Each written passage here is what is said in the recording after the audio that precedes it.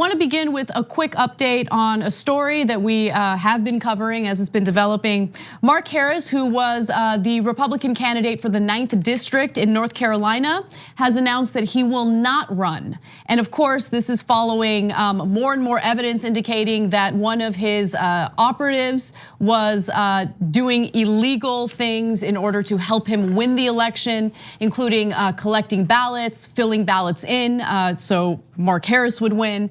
And so there was some question as to whether or not Mark Harris would run again in the new election, and he's just announced that he will not. Okay, so that's good news for America. It also happens to be good news for the Republican Party because he was less likely to win, given that he had just made a deal with a notorious cheater and that had got caught in this election cheating on his behalf. And the fact that his own son, Mark Harris's own son, said, "I told him that he was a cheater, and I couldn't believe he worked with him." So the Republicans now stand a better chance of winning that in that district. But obviously, we don't agree. We don't agree with them on policy, the Republican Party and policy in that district, and we also don't agree that you should reward a party who just cheated in that election. Okay. Now, having said that, I'd much rather have a clean election than have the Republicans have a worse chance of winning.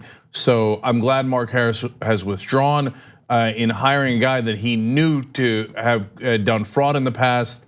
It was at a bare minimum negligent, and so it's a disgraceful act, and America's better for his withdrawal from that race.